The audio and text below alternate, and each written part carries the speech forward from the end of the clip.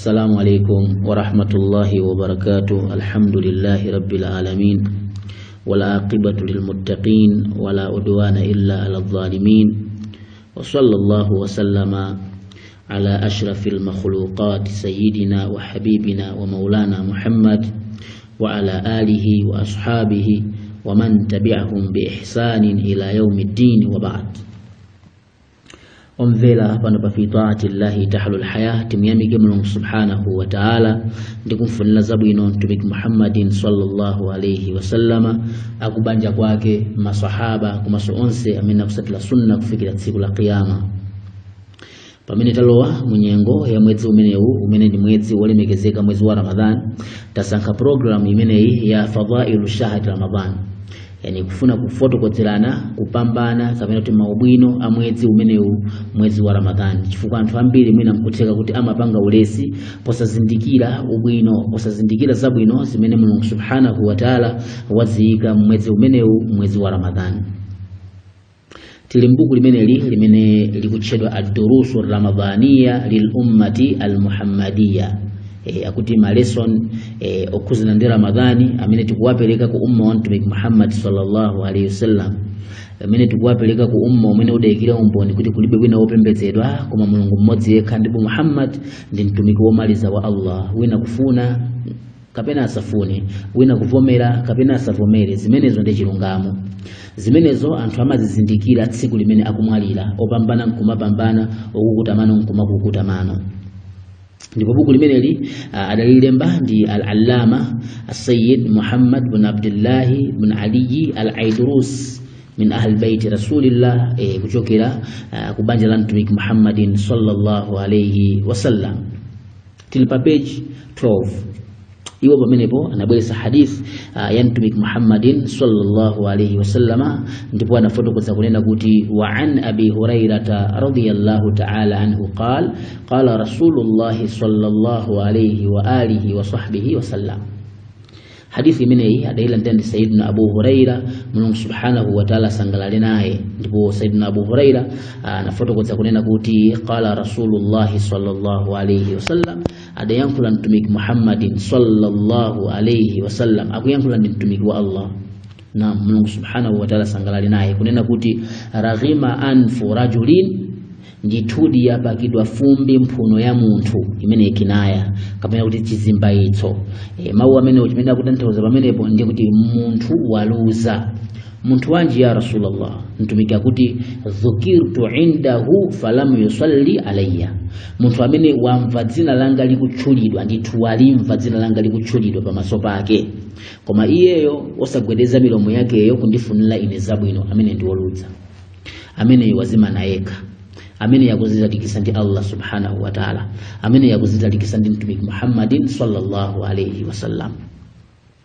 Mukumfunira zabwino mtumiki sallallahu alayhi wasallam muli mapindu ochuluka amene sitingawawerenge.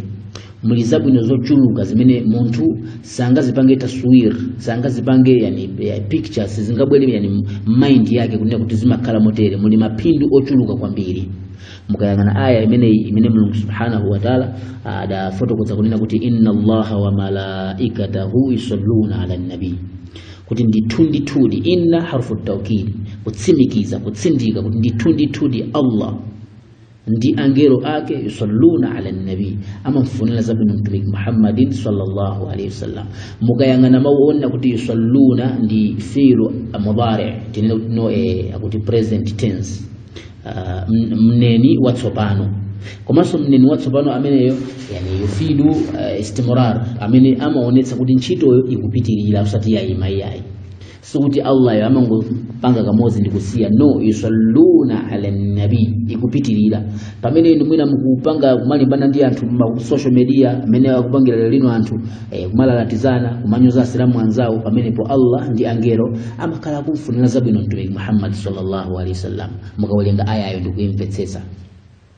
Iya kukangana za munda kuti ndiya kuti Allah pamene kwakupitirira kumfunira zabwino mtumiki Muhammadin sallallahu alayhi wasallam pamodzi ndi angelo ake. Yusalluna osati kuti no amangopanga kamodzi ndi kusiya, no, akupitirira kumfunira zabwino mtumiki Muhammadin sallallahu alayhi wasallam. Ndiye Allah adalamula mu Qur'an aya imene ikunena kuti ya ayyuhalladhina amanu, ino anthu amene mwakhulupirira mwa Allah, ino anthu amene mwakhulupirira mwa Qur'an, ino anthu amene mwakhulupirira mwa mtumiki Muhammad sallallahu alaihi wasallam, sallu alayhi wa sallimu taslima. Tachoina ni kumfunira zabwino mtumiki Muhammadin sallallahu alaihi wasallam, tamfuneni zabwino mtumiki Muhammadin sallallahu alaihi wasallam, kumfunira zabwino kochuluka.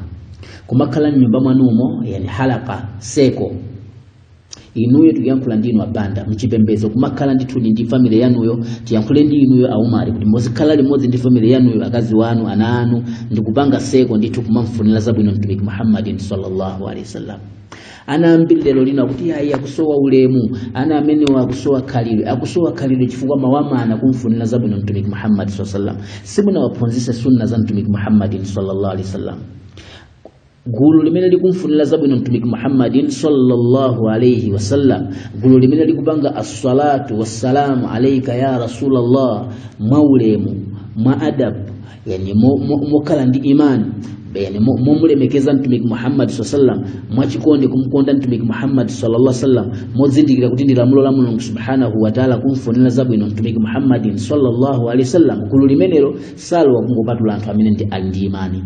Mukayangana ayayo Mulungu subhanahu wa ta'ala wayimaliza kumapetopo kunena kuti no ya ayyuhalladhina amanu, o inu anthu amene mwakhulupirira muli ndi imani mmitima mwanu, kusinza kuti malo amene akufunidwa zabwino mtumiki Muhammad sallallahu alaihi wasallam salwa kungopatula anthu amene ali ndi imani.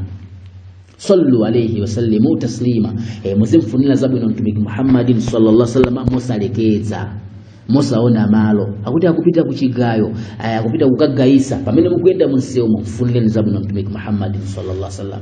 Allahumma salli wa sallim ala rasulika an-nabiyil ummi wa ala alihi wa sahbihi wa sallim. Yani sewu wanu kupita kuchigayo mpaka na kubwerera mukumfunira zabwino mtumiki Muhammad sallallahu alaihi wasallam. Iye ndikufuna ndisinthe nyimbo imodzi sachezera astaghfirullah astaghfirullah, kumapanga mazikiri munjira, tikupita kunkhuni, tikupita kumadzi, tikupita ku kaya, tikupita kulikonse kumene kupitako tamfunireni zabwino mtumiki Muhammadin sallallahu alaihi wasallam. Malo moti mukana mapanga miseche, malo moti mukana mapanga kaduka, malo moti muziyankhula maboza, muzimfunira zabwino mtumiki Muhammadin sallallahu alaihi wasallam.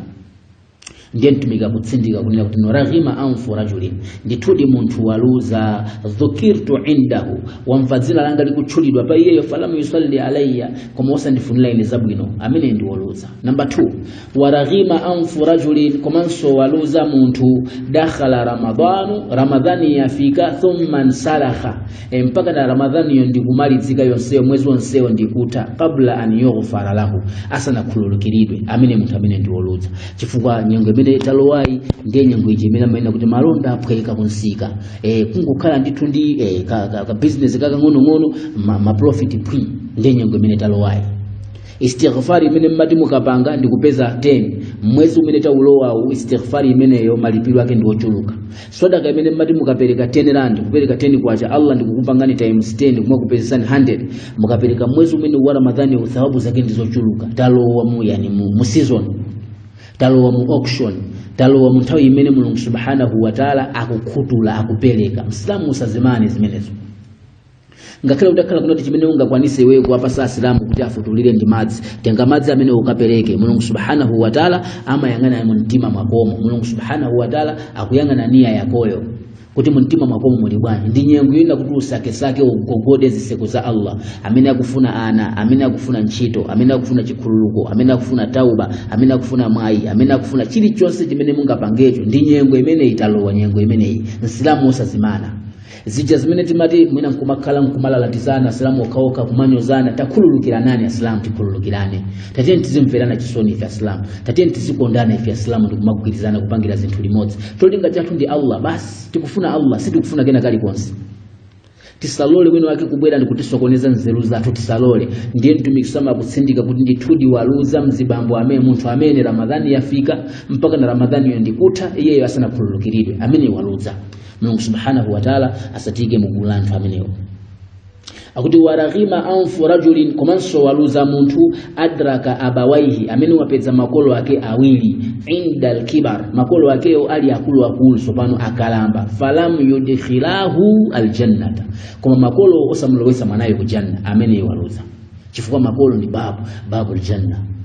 Naam, makolo ndiye babu, yani makomo akujanna. akuti no khomo limene ndi best khomo limene ndi labwino kwambiri mmakomo amene kuchokera mmakomo amene anthu azikalowera ku janna ndi khomo la makolo. Ukachitira zabwino makolo straight ukukalowa ku janna, ukanyoza makolo wa ku jahannam. Kuwachitira zabwino sidi kutanthauza kuti akundikakamiza kukanyamula mtanda ndiye ndipita kumene koko chifukwa ndi makolo. No, akakukakamiza kupanga shiriki, kumphatikiza Allah ndi mafano, akakukakamiza kukapembeza zinthu zina zochita kupeka zosakhala Mulungu subhanahu wa ta'ala, pamene kuwoza kuti no. Koma ngati akukula akukupempha zinthu zabwinobwino, akukulamula zinthu zomusangalatsa Mulungu subhanahu wa ta'ala, ukuyenera kuti wamvere makolo, chifukwa makolo kawamvera Mulungu subhanahu wa ta'ala amakakulowesa iwe ku janna. Ndiye munthu amene wapeza makolo ake awiri kenako ndikulephera osakalowa ku janna, amene ndi munthu woluza pamaso pa Mulungu subhanahu wa ta'ala. Chifukwa imene ndi nyengo yabwino, ukawapangira khidma makolo, ukawamvera makolo, ukawachitira zabwino makolo, ukawapangira chisoni makolo, ukazichepesa pamaso pa makolo, ukawakonda makolo, Mulungu subhanahu wa ta'ala amakukonda. Mahadithi ya Mtume sallallahu alaihi wasallam anafotokoza kuti ridha Allah, chisangalalo cha Allah fi ridha alwalidaini, chimapezeka mu chisangalalo cha makolo ako awiri. Wa suhtullah, kumaso mkwiyo wa Allah fi suhti alwalidaini, ukupezeka mu mkwiyo wa makolo ako awiri. Fujike nitumika kutsindika hapo kuna waraghima anfu rajulin litudi mtuso waluza adraka abawaihi, amini wapeza makolo wake awili inda alkibar, makolo atakula atakalamba falamu yudkhilahu aljanna, koma sadaka lowe ku janna. Sada apangire zabwino makolo wakeo nchito imene kadata ukamulowesa ku janna, amene ndi waluza.